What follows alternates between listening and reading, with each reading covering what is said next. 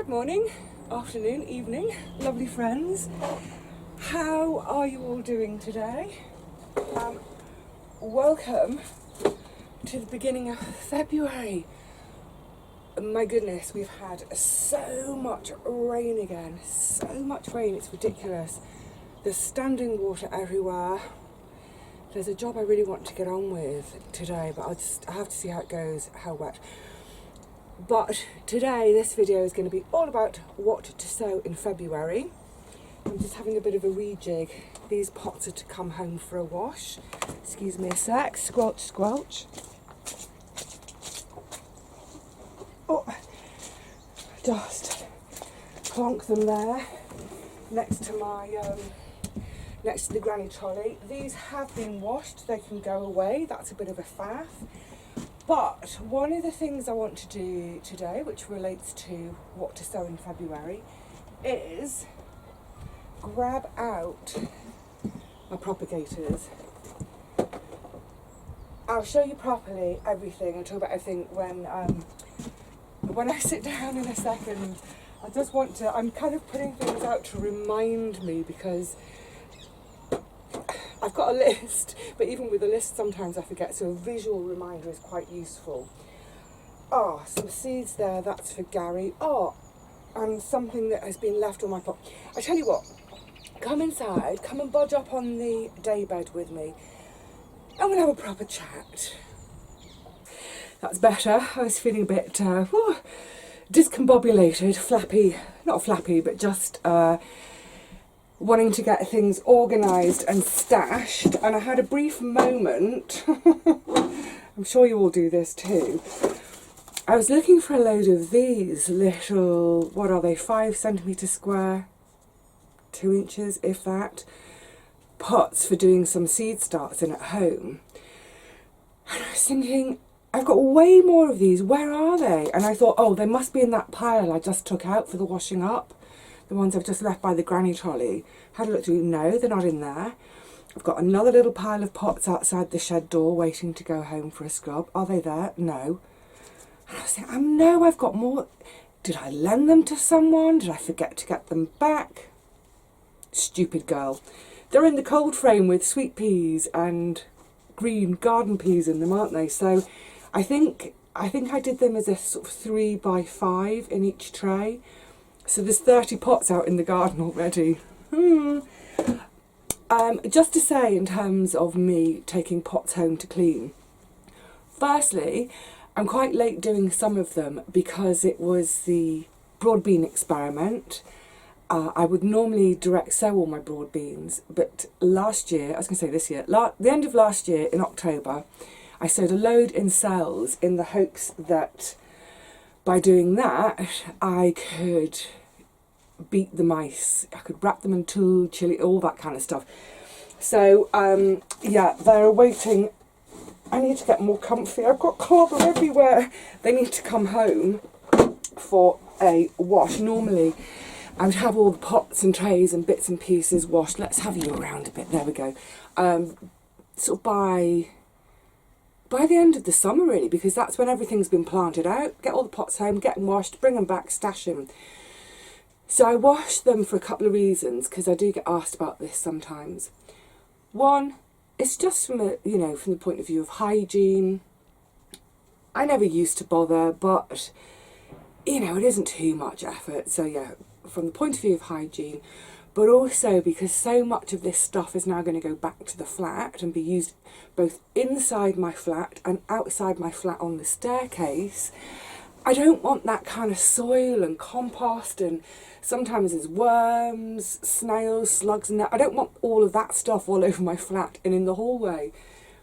I mean, I'm not the best housekeeper in the world, but I don't want to create more mess than I need. So yeah, give it all a clean. And the other thing is, then, why don't I leave it all at home, ready for all my starts in the spring? I've got nowhere to stash them. Literally no spare space at home to put anything. And, that's why I built the shed out like I did. Obviously, I showed you the shed the other day and the fit out. When I did the fit out of the shelves under the potting bench, they are measured they're not by accident, the spaces. They are measured to fit 5 trays with plant pots inside the trays, stacked for, you know, there's only a few in here because I don't need to take many home today, but then I stack all my pots inside like that. It takes up so little space. And that's another thing, I know I'm really nerdy about this, sort of, I order my pots by size when I stack them in there. It's partly because I'm a neat freak nerd. It's partly so that I can just literally grab a handful of the right size of pot, so I'm not scrabbling through, you know, boxes and boxes of pots to try and find all my 2-inch pots or 3-inch pots. But it's also just from the point of view of stashing things. If they're all the same size, they can stack and squish really quite small. Yay! Right, okay, just before I talk about what to sow, very quickly, I hadn't been to the garden for ages. Pop down, it's just been so wet, unbelievably wet. There is standing water out there on my path bits, but not in the actual beds. The beds are draining okay, thank goodness. But yeah, I'd pop down to grab a bit of a harvest and to just put a little bit of water on the sweet peas in the cold frame because they were really dry. They're not up yet. And I noticed a bag in my cold frame. Let me fish one out. And this is what it looks like.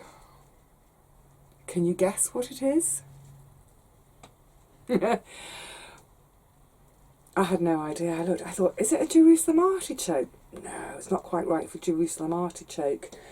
So I was thinking, has it come from Gary? Because Gary grows quite a lot of flowers in with his veg. He's got 2 plots because he's one of the founding fathers, as it were, of this site. So on his second plot, he's got tons of flowers. And he's often lifting and dividing. And I was thinking, oh, I had mentioned to him once if he ever lifted his irises. He has the most beautiful, I think it's a bearded iris. I thought, oh, is it that? So I messaged him to say, did you leave me a surprise in my cold frame? No, it's not from Gary. They're from Catherine, my neighbour on the far side of the main path, on the opposite side to me. Catherine is the lass who gave me the Limnanthes douglasii, the poached eggplants. Well, she gave me a handful of dirt that had seed in, which I chucked in my garden. What? So this, I want to go and have a look to see the space she's created. This is her lifting of Crocosmia. And it's a really lovely one. It's that real traditional, really strong red. Is it called Lucifer? I think it might be called Lucifer. It's sort of common name, or it's sort of trade name, whatever it is. So yeah, she's obviously remembered. Again, it's one from a couple of years ago. It's around her, she's got a little pond area that was getting swamped, and she's always saying, oh, I must lift and divide the Crocosmia. And I've always said I'd love some if you ever do. So when Gary messaged back, apparently she's lifted a load, and there were 5 of us who got gifted. So I need to think where to put them. There's a couple of possible spots. Of course, my new little flower bed by the compost bin is crying out for some. Anyway, that's for me to think about another day. But in messaging Gary, we've actually arranged to meet up today because I haven't seen him for ages because of the weather, and I've got some seeds for him. So this is some of my saved celery seed. So I harvested the seed in, I think it was August. We were due another big storm, a windy storm. So I quickly got out there in August to harvest them. They had been sown in March 2019. I'd eaten and harvested them from sort of September 2019 right through till about February, March of last year. Left 1 plant in to go to seed, and this is the result. So one of the reasons I really wanted to see Gary today was to get them to him, because they won't need to be sown until March, but I just want to make sure he's got them, because honestly, the way the weather is at the moment, we all keep missing each other. You know, people are just dashing out after a rain shower and then dashing back in. And for those folk who live right close to the plot, that's great. They can do that dash in and out. But because I live a ways away, there are some days I just think, you know, the rain has stopped. I can start walking, and then by the time I get here, it's lashing with rain again. Anyway, so yes, good. Ticking boxes today, ticking boxes. So that's for Gary. Those bulbs, I don't think they're called bulbs, are they, for Crocosmia? Are they called tubers? I'm not sure. I've never grown them before. And my mum has always had them in her gardens too, but I love them. I just love that kind of really strong, passionate red colour. Gorgeous. Right, anyway, business. I promised myself I was going to try and keep this short and unwaffly today. So I've made myself a nice little list because I don't want to forget anything. I need to go and dive in here for my... Where are my seeds? Have you all been doing this as well? That, well, I know I have. I know Paul has as well, but I think I probably did my first seed go through at about the end of October last year. What have I got? What do I need? What would I like? Made a note, started to think about ordering, obviously packaging up all my save seeds, went through the box again in December about 3 times, got to the end of December, better go through the seed tin one. I've been through my seed tin 100 times. I know what's in there. I know that I've got everything I need, but I can't help it. It's like, surely I've missed something. I can't be so organised. So, yes. Right. What to sow in February? Chilies, peppers and aubergines. They are classic starts for February, but they do need warmth. The thing with all 3 of them, chilies, peppers and aubergine, eggplant, if you're in the US and other parts of the world, they do need quite a long growing season to come to fruition. I will be sowing in February, but I won't be harvesting until probably the end of September. So it is quite a long growing season, so we do need to get them started. But they need, well, you'll see on seed packets, you'll see people talk about they need heat. Don't think so much heat as warmth. So to get them, to get all 3 of those started, you really want to have about 25 degrees centigrade. What is that? Oh, let me just keep this in my hand for now. You want 22 to 25 degrees centigrade, which is around 70 to 70 Fahrenheit. So yeah, like I say, it's warmth rather than heat. Now, I don't use grow lights, I don't use heated propagators, I don't use heat mats, I don't use anything like that. I just use good old-fashioned, I'll show it to you all in one go, a very ordinary, bog standard propagator. And literally all this is, looking underneath, you see there's no holes, it's a gravel tray with this plastic lid, which has these little vents in the top. Second vent, I can give it some air. I'll talk a little bit more about this and cosseting them in the first few days when I actually come to sow them. But yeah, it's literally all I use is an unheated propagator, but it sits in my south facing window, so it gets all the light and all that warmth that's generated through the sun coming through the glass. So during the daytime they will easily be 22, 25 degrees in there, sometimes even warmer. And then at night, because obviously in the window it does cool down quite a bit, all I do at night is with a sheet of bubble wrap or some such, cover the whole lot and just tuck them in a bit.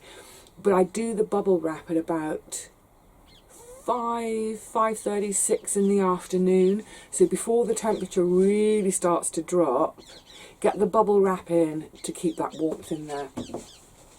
Job's a good un. So I'm going to be sowing 3 types of pepper. I'm going to be doing my Feher Ozen, which is my Hungarian paprika pepper, the ones in that gorgeous shape of like a sort of little pixie hat. I should be doing Orange Bell, which is your sort of bog standard shaped sweet pepper. These are all sweet peppers. And I should be doing my Du Long de Londe, which is my beautiful French Basque region pepper, which I always describe as looking like a lady's leg with a stocking on it and the stocking slipping down a bit. They sort of have a bit of a wrinkle to them, but they're a nice long. They're all sweet peppers. So yes, now is the time to start thinking about getting your chilies, your peppers and your aubergines underway. If you haven't already, I know some people will have started them already, but I always do mine about the middle of February. They always work out fine. So what else can you sow in February? Let's rattle through some things. Broad beans. If you remember last month I was mentioning you could, but I was advising against it because ground is so wet and your seeds might just rot. Same sort of applies. When I have done a spring sowing or into the new year sowing in the past, I have done them around about the middle of February, but I've done them into ground which isn't saturated. So if your ground isn't saturated, get some broad beans in. Another thing you can start soon is your Brussels sprouts. I ain't going to bother because I can't grow them for love nor money. Don't know why, I've tried everything, just can't grow them. We all have that one, don't we? What's your one thing you can't grow? Okay, so Brussels, then things like your summer and autumn cabbages, time to get those underway. And these will all be things to start out there, either, you know, in trays in an unheated greenhouse, cold frame, that sort of thing. They don't be wanting heat. I was about to say, that's not very good English, Vivi. They don't need heat. Yeah, so unheated greenhouse, cold frame. If you're getting direct sun on there and it's really getting warm in there, make sure it's vented. Other things you could start, although again these are things which I will start in another month's time, things like celeriac, celery. Celery is another one, it needs quite a long while before it really gets going. They're at the teeny tiny stage for what seems like ages. It doesn't seem like they'll ever come to anything. Get them out into the open ground at the end of May when the ground has warmed up and suddenly they'll take off. You have to really trust celery to do it because honestly it does feel like you're getting nowhere over a long time. But yeah, you could start those as well. Onions, if you're doing onions from seeds, time to think about getting them in. I don't, partly for lack of space, time, faff. I just buy sets each year. For me, that's what works best in terms of just my timings, the faff factor. But yeah, if you're going to be doing onions from seeds, think about getting them in now. Leeks. Now, I always used to sow my leeks in February to be ready to plant out sort of mid-May. But that was when I was sowing them for having them over winter. And if you've been watching me for a while, you'll know by now I no longer do over winter leeks because the allium leaf miner get them, whatever I do in terms of prevention, they wreck the harvest. So what I started a couple of years ago experimenting with, and then went for it last year, is I now direct sow them end of April, beginning of May. Ground has warmed up a bit, direct sow them, and I just have them out almost like spring onions. I have them as a summer crop now. But if you want them for an overwinter crop, think about getting them started now. Grow them on in your pot. I used to always like to do it in a really deep pot, and then they'll be ready for pricking out into the main ground in about May. That's pretty much it. Some of you may be getting your seed potato orders coming through. So another thing you can do this month is to start to chit them. Old egg boxes, seed trays, whatever it is. I'll talk more about that when my potatoes arrive, but basically we want to keep them cold still, so the shed is perfect, but with light, so they can start to sprout, but they don't go mad because it's too warm.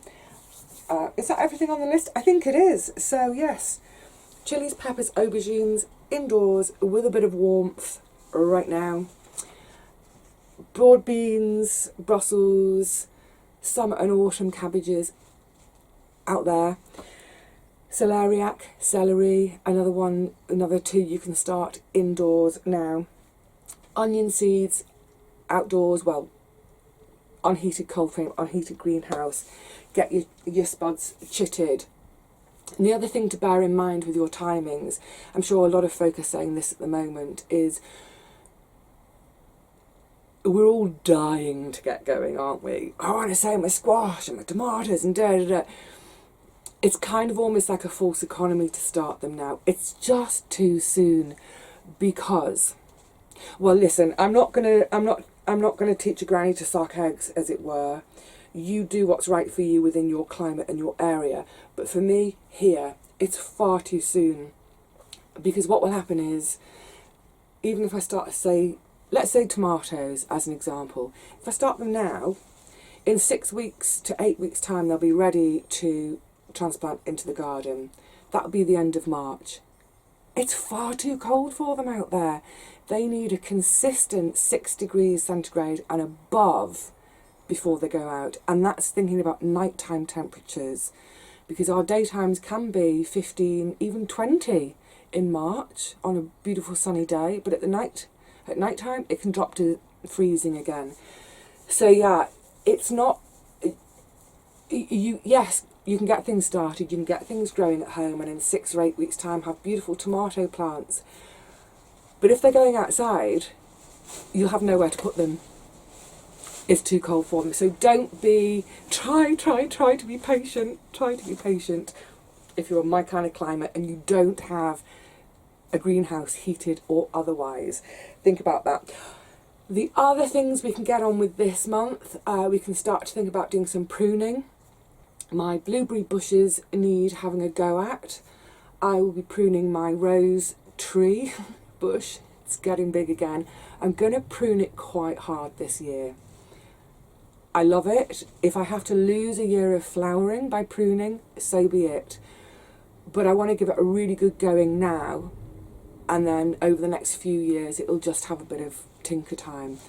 So the rose, then I will be also be pruning in the herb beds, so the rosemary, sage, various lavenders, the hyssop.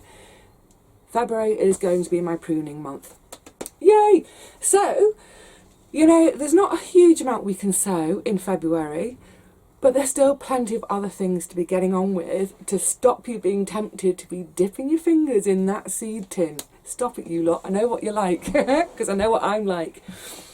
All right, lovelies, I'm going to say cheerio to you all. Happy sowing. Yeah, it's the first month where we've got a few things that we really can get stuck into sowing, and it feels like the year is now properly underway. Oh my goodness, in another month, 2 months, it's going to be manic, isn't it? Enjoy this slightly calmer time while it lasts. All right, lovely people, please take care of yourselves and your seeds.